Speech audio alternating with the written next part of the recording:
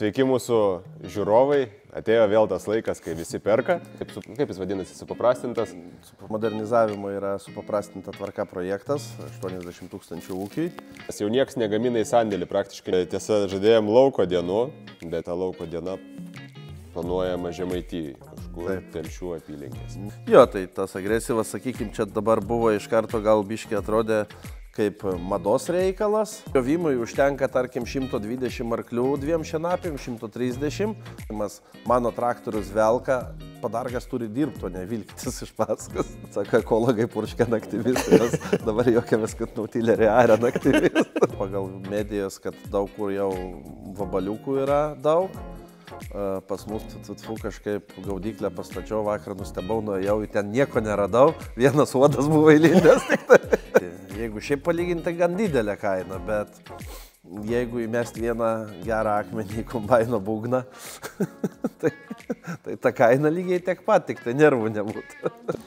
Mūsų detalistas išsijuosęs dirba. Turim pasidžiaugti, kad, kaip ten sako, šį kartą reklama gerai suveikia. Labai, kaip tas žodis vadinasi, kur labai nori. Patrauklus. Sveiki mūsų žiūrovai, sekėjai, ūkininkai. Sveikinamės iš antrojo mūsų podcast'o epizodo. Iš tikrųjų buvom nusiteikę podcastus filmuoti labai dažnai, bet susidūrėm su realybė, kad podcastų filmavimas nėra toks lengvas darbas ir reikia sugalvoti, ką gero jame pasakyti. Todėl tas periodiškumas pas mus bus šiek tiek ilgesnis negu numatėm, bet va, atėjo laikas antrajam, suradom aktualių temų, kurias tikrai verta aptarti. Todėl norime savo mintimis ir įžvalgomis su jumis pasidalinti. Sveiki visi. Pirmas dalykas, tai turbūt aktualiausias ir matom, kad visi ir per Facebooką ir per YouTube'ą sako, mes prekių turim. Atėjo vėl tas laikas, kai visi perka, visi nori padargų ir, aišku, dabar įgyvendimas projektas, tas balandinis, kaip jis vadinasi, supaprastintas. Čia ūkių modernizavimo projektas, taip? Čia gal labiau pasiutpolkiniai projektas gaunasi, bet taip, čia modernizavimo yra supaprastinta tvarka projektas, 80 000 ūkiai. Ir dabar tikrai jau yra matoma, kad nebėra to, kad anksčiau rašo, po to žiūrėsim, ką pirksim. Dabar pirmas klausimas, noriu rašyti projektą, o ar gausiu, nes visas įvykdymas yra iki rugsėjo 30. O kai kurių dalykų iš tikrųjų yra, gamyba gali užtrukti ir šiaip ta gamyba yra per vasarą visą laiką sulėtėjusi, nes dauguma gamyklų vis tiek išeina atostogų, o kitas dalykas tai tikrai jaučiasi srautas, tikrai dar šitie projektai visi juda ir sakykim, kad ką surašysim, jeigu iš karto užsakius, tai tikrai gausim iki rugsėjo 30. Bet jau reikia iš tikrųjų pasigalvoti rašant, ką rašai ir susižiūrėti visus tas dalykus. Matom situacijas ir su gamyklom. Ta situacija ne tik pas mus yra, bet ko gero visoje Europoje, nes jau nieks negamina į sandėlį, praktiškai neįmanoma gamyklą gauti. Sugalvoji, kad noriu netgi ranerio 3 metrų ir tai jau nebegausi. Viskas eiliai. Anksčiau turėdavom 30 ranerių ir pusė sezono užtek, šiemet pabaigėm kovo mėnesį. Bet iki rudens tikrai projektui, kas rašys į projektą ir tikrai sakys, kad žada pirkti, tai tikrai visiems užsakysim, pakrikštysim ir tikrai pristatysim laiku. Kažkiek tai dar turim sandėlį. Aišku, dabar tie pardavimai juda, kasdien vis kažkas naujo, bet, kaip ten sako, situacija kol kas yra kontroliuojama. Ir tiesa, žadėjom lauko dienų, bet situacija yra tokia, kad neturim ką rodyti. Neturim ką rodyti, pardavėm viską iš sandėlio, netgi ir demonstracinius padargus, nes klientam tikrai labai reikėjo. Todėl artimiausia lauko diena, bent jau tai planuojant, bus šienavimas, gegužės pabaigoje arba birželio pradžioj. Tai tą jau tikrai planuojam, kad bus vienaip kitaip, kad pademonstruoti vėl didžiausius samaš modelius. Tai drugelis su plaušintuvais, su transporteriais, tikimės, kad bus ir juostinis grėblys. Ir ta lauko diena planuojama Žemaitijai, kažkur Telšių apylinkės. Ne, kad žemaičiai nesakytų, kad jiem toli važiuoti. Taip, vis dėlto ten daugiausiai pieno ūkių ir norėtume ten organizuoti tokį renginį. Apie sandėlį tai pagal medijos tendencijas tai irgi pasidalinam, kad prekių kaip ir turim, kad pristatysim iki sezono pabaigos, bet dabar sandėliai tokie, reikia žiūrėti pagal prekes, jau tikrai nenusipirksi to, ko nori. Dar įdomu būtų sužinot, kokios tendencijos, ką žmonės rašo projektus, nes dabar viską galima įsigyti, tai ir technika, ir padargus, ko prašo pas mus. Prašo daugiausiai iš tikrųjų, ko gero, tai yra skutikai, kiek matau, bet tikrai matosi suaktyvėjimas, kaip aš sakau, sezonas vis tiek ateina link pavasario, tai tikrai šoniniai mulčeriai. Kuo toliau, to daugiau pradeda žmonės prižiūrėti laukus, pakelės savo ir šoninių mulčerių tikrai yra, užklausimų tikrai daug turim. Tai, o daugiau, tai aišku, kas rašo, pavyzdžiui, gyvulininkystė, tai rašo vėlgi komplektais, šienapjovė, greblys ir taip toliau. O kas dėl žemės dirbimo, tai ir sėjamosios, VSN nemažai klausia, ir kratytuvus klausia. Yra toks, kaip sakant, sujudimas tikrai nemažas, tikrai užklausų gaunam visokių ir įvairių, bet tam tikros yra, sakykime, ko gero numeris 1 yra skutikai, numeris 2 yra šoninio pjovimo mulčeriai. O gerai, skutikai, tai kokie modeliai eina? Populiariausi BTC ir dabar jau žmonės sukasi link BTH ir BTK modelio su važiuoklė gale? Iš tikrųjų, dėl tų modelių, tai, sakykime, turbūt 50 ant 50, nes yra tikrai susidomėjimas BTK, kadangi yra peilinis volas ir daug auginama dabar yra tarpinių pasėlių, tai žmonės visgi išvelgia tą naudą tame peiliniam volę, kad susmulkina masę prieš įdirbant, bet taip patgi ir neatsisako BTC sunkiojo skutiko, nes tai yra daug kas turi jį, matė kaip dirba ir tiesiog skambina, sako, man reikia tokio kaip pas Petrą arba kaip pas Antaną. Čia yra klasika, tas skutikas jau daug kur parduotas įvairiom modifikacijom. Taip. Apie modifikacijas kalbant, tai skirtingais diskais, nes jie ir dirba truputį kitaip, lyginant nuo tokį agresyvą ir 62 didįjį diską. Jo, tai tas agresyvas, sakykime, čia dabar buvo iš karto gal biškai atrodė kaip mados reikalas. Bet vienas kitas pabandė ir ypač kas turėjo, pavyzdžiui, su paprastais diskais ir nusipirko ar sekantį skutiką, ar šalia kažkas nusipirko, tikrai mato skirtumą ir tikrai turim užklausų, kiek kainuotų, ar galima pakeisti. Taip, galima pakeisti, jeigu turit 56 cm diskus, galima pakeisti agresyv diskus.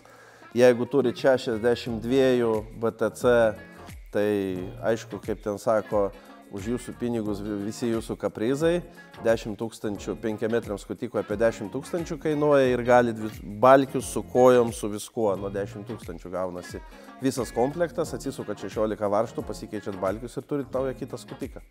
Skirta visai kitokiam dirbimui, ne agresyviam, o sekliam? Taip, nes, tarkim, 62 diskas nelabai tinkamas yra pabirom daiginti, nes su juo biškelį giliau tu reikia dirbti, o su šituo gali sekliau dirbti, tai jeigu naujas skutikas kainuoja virš 30, tai už 10 000 gali turėti dvigubos paskirties skutiką, kuris tikrai labai nesunkiai pasikeičia ten.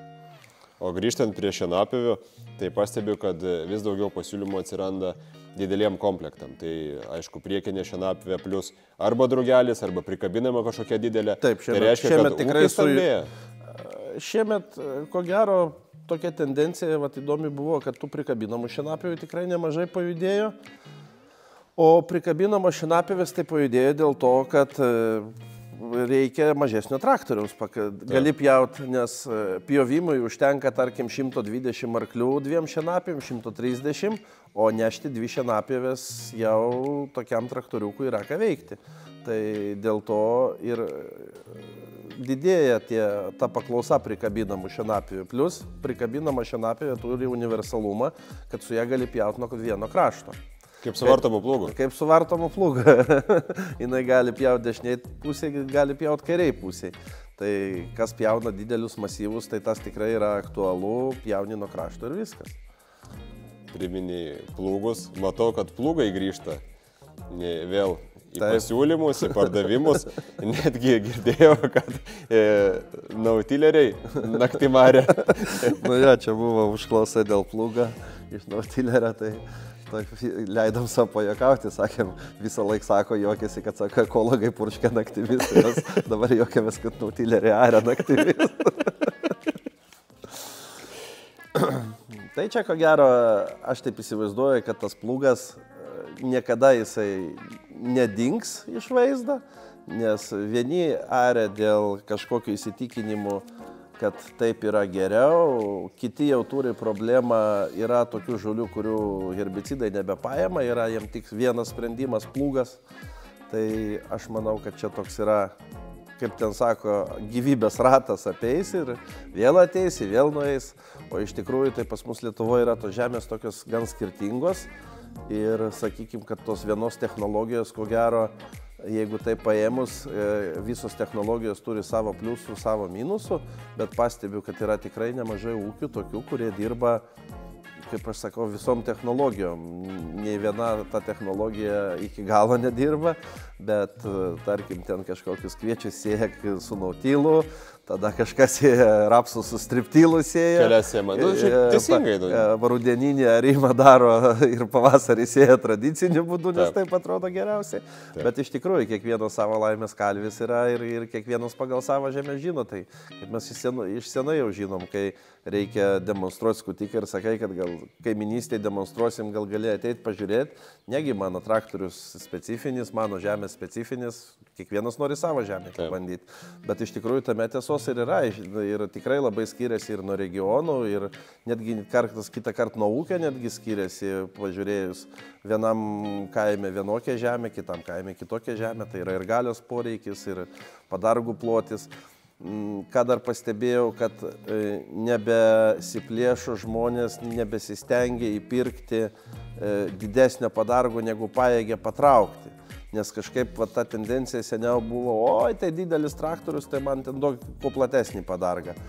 Bet dabar jau tikrai matau, kad jau, kai kalba apie padargo plotį, tai geriau tegul būna biškis siauresnis, kad gerai trauktų. Bet iš tikrųjų taip ir yra, nes tas pasakymas, mano traktorius velka, padargas turi dirbti, o ne vilktis iš paskos. Buvo tikrai tokia tendencija, kuo platesnė, neįvertinant traktoriaus galimybių, ypač kai ant traktoriaus kapoto parašyta vienaip, o tų jėgų po kapoto kitaip. Taip. Tai kai norėjo prie 200 arklių 6 metrų BTC skutiko, tai reikėjo taip. O pas kitus ir ko puikiausiai dirba iš tikrųjų, kur lengva žemė, žiūrėk, Trakų rajonas 230 arklių 6 metrus traukia, ko puikiausiai. Tai ten smėlingo žemės pasipriešinimo. Jo, bet tai to žemės pasipriešinimo neturi, ten tik dilimą turi, abrazyvą gerą. Taip. O dar pasakė apie skirtingas žemės, turbūt aktualus dalykas, kaip pavasarį atrodo pasėliai pas ūkius. Vis tiek kalbam su klientais ir pas tave irgi ūkija. Buvo šalčiai, nebuvo sniego, buvo šalčiai kaip... Tas šaltis tai buvo toks biški prakaito šalto, truputį gal žilų plaukų, nes kai atvažiavo agronomas apžiūrėti rapso, kaip vegetacija vyksta, tai rapsas buvo kiaurai per šalės. Pas mus visą savaitę buvo -4 su vėju, tai buvo, kai prapjovėm rapsą, tai kiaurai prašalės iki agurkas. Bet tai ką, atsigavo? Atsigavo, viskas gerai. Viskas gerai, tai tie šalčiai šitaip įtariu, nežinau, matau pagal medijas, kad daug kur jau vabaliukų yra daug. Pas mus kažkaip gaudyklę pastačiau, vakar nustebau, nuėjau, ten nieko neradau, vienas uodas buvo įlindęs tik tai. Bet sakau, dar dėl vieno uodo nereikia insekticidą naudoti. Tai va čia gal irgi nuo regiono biški priklauso, nes iš tikrųjų pas mus gan šalta buvo ir čia va šiandien ko gero pirma diena, kai atšylė yra tiek. O šiandien tai turim balandžio... Kelintą čia? 17. 17. Tai vakar net vakare nesitikėjo, kad šiandien taip gali būti šilta, nes vakare ir lyja, ir šalta buvo. Parašykite ir jūs komentaruose, kaip jūsų pasėliai atlaikė tą šalčio bangą be sniego, nes aišku, kai kur sniego ir buvo truputį. Nu jo, kažkiek buvo, bet šitą gal tas sniegas šitoj šalčio bango nelabai įtakojo, nedaug to sniego buvo. Taip. Nes jau buvo iš tikrųjų baisu dėl to, kad jau vegetacija buvo prasidėjusi pilnai, jau ir kviečių vegetacija, ir žeminių miežių, ir rapsų buvo viskas, kaip sakant, jau augime, nes tas šaltis prieš taip, tai pas mūsų regione buvo visai gerai, nes buvo kad ir -18, bet mūsų rapsas buvo pilnai užsnigtas, mes turėjom visiškai baltą paklodę, tai jokios žalos ten net nebuvo rizikos dėl šito. Kita tema tai turim tokį egzotinį produktą, kaip egzotinį, ne egzotinį, naudingą. Turime savo asortimente ir tokį įdomų produktą, kurį vieni vadina žaislu, kiti vadina nesąmonė, bet iš tikrųjų tai daiktas, kurį ūkiai pabando, įsitikina jo nauda ir nusiperka. Tai Staunės akmenų rinktuvas. Dabar su šiuo rinktuvu vyksta demotūras po Lietuvą. Turime partnerystę su Kanam atstovu Moto Marine. Ir šį rinktuvą galite išbandyti savo ūkyje kartu su Kanam Trackster litriniu bagiu. Tai ta kombinacija puikiai pasiteisina. Pas Petrą video tikriausiai matėte, kaip rinko akmenis, dabar buvo Rokiškiai, išvažiavo į Pasvalį. Todėl jeigu žiūrite šį video, tai skambinkit mūsų vadybininkam ir susiplanuokit, gal irgi dar tilpsite į eilę, nes ne tik iki sėjos galima juo rinkti, bet ir sudygus pasėliam laisvai. Jo, tikrai nemina pasėlių, nes mes ūkiai iš tikrųjų, kadangi kaimynas pirmasis nusipirka, tai vieni pirmųjų ir įsibandėm, tai iš tikrųjų labai pasiteisinęs dalykas. Taip atrodo iš tikrųjų kaip žaislas, bet kai įgundė, tai 14 metų vaikas puikiai įgunda per pusę valandos tų daiktų naudotis. Bet atrodo žaislas ir tas iš pažiūros atrodo, kiek to rinktuvų yra, bet jis sveria virš 400 kg, ten viskas iš storos skardos padaryta ir jis atlaiko didelius akmenis, kurie nepaguldomi, o įkrenta į tą bunkeriuką. Tai kita vertus dar tie akmenys, kur neįkrenta į bunkeriuką, tai jos ko puikiausiai paima, prisispaudžia, išsiveža kažkur į kraštą, jeigu ten pavieniai akmenys, tai tikrai yra vertas dėmesio dalykas ir iš tikrųjų kiek vežėm, tai praktiškai visi buvo apakę našumu ir greitumu ir kokybė, ta prasme, valdymas labai patogus yra. Tai... Ten su to joysticku, viena ranka jeigu ant keturačio, tai nykščių arba tą rinktuvą ir tą letiną valdot, o kitų mygtukų iškrauti ir nuleisti kėbulą. Viskas. Taip, tai šitas dalykas tikrai, jeigu kažkas turit minčių, tai skambinkit ir tikrai rekomenduoju pasibandyti. Nes kaip ten sako, ta kaina didelė yra, žiūrint su kuo palyginti. Jeigu šiaip palyginti, gan didelė kaina, bet jeigu įmest vieną gerą akmenį į kombaino būgną, tai ta kaina lygiai tiek pat, tik tai nervų nebūtų. Taip, ir prastovų sezono metu. Ir prastovų sezono metu. Nes keturatė tai jau daug kokių turi. Tikrai, jau turbūt papildomai keturačio pirkti nereikia. Tik tai, netgi prie T25 prisiminė, kai bandė. Prie T25 bandė, aš bandžiau, buvau vežęs su kubota traukę, kuo puikiausiai. Tai realiai su bet ko gali įtraukti. Taip, kur yra tiesiog paprastas rutulinis kablys, kaip automobilyje, forkopas vadinamas. Taip. Beje, gaunu skambučių, žmonės turėjo kažkokių klausimų, iš Skoda man skambino, sakė, turim tokius 3 ūkį, 2000 hektarų ūkis. Tai pasižymėjau numerį, sako, turim jau 3 ar 4 metus tos rinktuvus, nes nebuvo kam rinkti akmenų. Sako, fantastika, koks didelis našumas.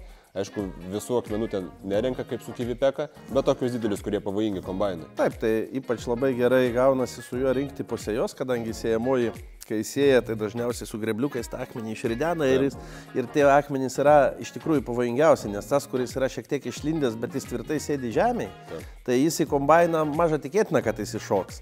Bet baisiausiai yra tie, kur guli kaip obuoliai ant žemės, kurie ridenasi, kuriuos savo lenktuvais gražiai su šiaudais gali įsitraukti į hederį. Tai vat, žmonės sako fantastika, net negalvojam, kad toks našumas gali būti. Vienas keturatis ar ten traktoriukas, bet kas, bet vienas žmogus sugeba per parą surinkti kokį 100 hektarų. Va tai apliekta, jeigu masyvai dideli. Taip, tai kai masyvai dideli, tai pasileidžia teleskopą arba traktorių arba kažkokį frontalinį per technologinę važiuoti. Jam į kaušą tada supilinėja, kad nereiktų važinėti kraštus, kažkur išberti krūvas. Tai žinai, kokia vienintelė problema jam buvo, sako, važiuoja, sustabdė policija. Sako, kur registracija? Bet kažkaip įspėjimą tik tai gavo, nes kaip padargas neregistruojamas. Taip, taigi, o kaip kratytuvas irgi neregistruojamas. Taip, tai va, tiek pastabų turėjo tam daiktui. Taip, bet daiktas tikrai geras, tikrai savo darbą atlieka ir tikrai rekomenduoju pabandyti, nes kaip ten sako, geriau kartą pabandyti, nei 10 kartų pamatyti. Taip, tai kviečiame demonstracijų. Beje, norėtume grįžti ir prie atsarginių dalių temos. Šiek tiek pristatėme pirmoje serijoje apie Bandiolį naujienas, kad tapom Bandiolį atstovais ir kad pas mus galite įsigyti kardanus, atsarginės dalis.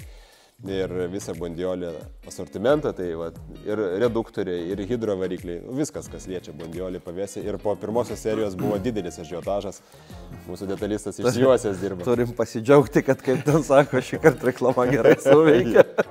Taip, žmonės tikrai kreipėsi, nes neturėjo tai kaip ir tokio palaikymo arba turėjo ilgus terminus. Tai patenkinti, matom. Tikrai jaučia, kaip ten sakoma, vienas dalykas yra parduoti, bet kitas dalykas yra dar emocinis jausmas, kai jauti, kad žmogui padedi, nes tikrai buvo daug tokių, kur atlėkė ir reikia čia ir dabar, o mes jau buvom tam pasiruošę. Taip, jau tikrai turim sandėlį. Jau ir mūsų serviso berniukai įgūdo greit kryžmės perstatinėti, tai tiesiog jeigu kam yra bėda, skambinat Zbignevui, jeigu turim vietoje, atlėkėt su kardanu, berniukai kol kavą išgerėt pakeičia ir visi laimingi. Čia turbūt matėm, dabar kelmų frezų sezonas prasidėjo, tai daugiausiai klientų. Kelmų frezų vakar, kadangi važiavom, tai girdėjau kratituvų, kardanai jau pradėjo eiti. Nu, čia pagal sezoniškumą, tai faktas, jeigu frezuoja žiemą, tai vasarą neieškos kardano, reikia tada, kada reikia. Taip, tai vat su atsarginėm dalim su Bondioliu jau viskas aišku, viskas gerai. Ir bendrai, kad nors sakėm, kad su padargais gal situacija tokia kai kur įtempta, bet su atsarginėm dalim tai problemų tokių didelių neturim ir pas save palaikom nemažą sandėlį iš visų gamintojų ir iš gamyklos pakankamai greit atvažiuoja. Pakankamai greit atvažiuoja, iš tikrųjų tai tas tokias pozicijas visą laiką stengiamės laikyti sandėlį, kad nebūtų problemų, tai gal tas tikrai pagelbėja, nes kaip ten sako, kaip išauga sandėlis, kai reikia vieną užsisakai du, tai taip va jau ir tai.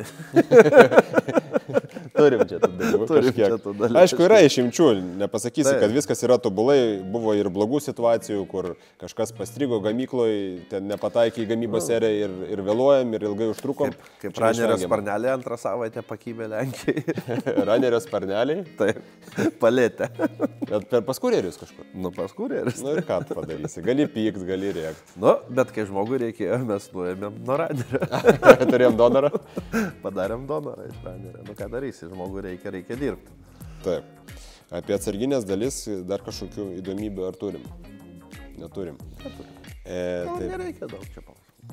Yra, atsarginės dalis yra. Taip, tai taip pat kviečiame atsarginės dalis įsigyti ir mūsų elektroninėje parduotuvėje, tai jas galite nusipirkti bet kada ir naktį, ir savaitgalį, nebūtinai skambinant vadybininkui, jeigu žinot, ko norit, yra kodas ir prekiai įdėta elektroninė parduotuvė, ten galite ir apmokėti, pasirinkti pristatymą, ar patys pasimsit, ar kurjeris pristatys ir viskas bus greičiausiai įmanomai organizuota. Iš paskutinių dalykų, tai tęsiam bendradarbiavimą su Land Rover Lietuva ir ūkininkam Land Rover ruošia specialų pasiūlymą Defenderiui. Automobilis važiuojant tikrai įspūdingas, jeigu žiūrėti į bekelės tematiką, į visą automobilio universalumą. Tad stebėkite mūsų srautą, jau greitai pasidalinsime tikrai geromis kainomis, kurios nustebins, žiūrint į bendrą Land Roverio kainų lygį. Tas pasiūlymas tikrai nustebins ir bus labai, kaip tas žodis vadinasi, nu kur labai nori. Patrauklus. Nu jo, bet iš tikrųjų, kas turi Land Roverius, tai ne vieno negirdėjau, kad būtų blogi atsiliepimai. Antras dalykas, aš tai visą laiką pats neperku, bet visą laiką tas naujienas apsižiūriu. Turigi Land Roverį? Land Roverį aš turiu, bet mano dar važiuoja, nu tai kam man keisti, nereikia man keisti, važiuoja ir važiuoja. Bet visą laiką, kai atsidarai, išeina naujas modelis, atsidarai Autopliusą po mėnesio ir žiūri, kiek yra siūlomų su 1000 važiavusi 2000, tai Land Roverių nesimato tokių. Taip. Tai vat, galiu tikrai pasidalinti, kad 110 Land Roveris, tai 4 duris jau tas normalus, kainuos su pirmu skaičium 7. O, tai kada vadybininkam? Ar pardavimo vadovai? Tai reklamuot reikia. Kai pasieksim to įmonių apyvartas, kurias traktorius pardavinė. Ne, su 7. Kai įmonė, kai žemės ūkio technikas apyvartas 7 prasidės. Taip. Čia gerai pasakė. Tai va, iš mūsų tiek žinių. Jeigu jums patinka tokie marškinėliai, kuriais aš apsirengęs, tai kviečiame pasidalinti šią tinklalaidę podcast'u ir iš pasidalinusių išrinksime 3 laimėtojus, kurie laimės tokius firminius Higvita Agro marškinėlius. Ir nebijokit, dydžių tikrai yra, net man laisvų yra. Ne tai, kad laisvų, netgi su atsarga. Su atsarga, taip. Tai va, ačiū, kad žiūrėjot. Tikiuosi įdomiai praleidot šį kiek ten pusvalandį ar 20 kelias minutės. Kviečiame sekti mūsų kanalą, Facebooką, Instagramą ir sekti mūsų naujienas. Jeigu paspausit laiką ir subscribe, tai būsime labai dėkingi. Ir taip pat laukiame komentaruose, gal kažkokių temų turit, gal kažkas norit sudalyvauti, kviesim svečius. Taip.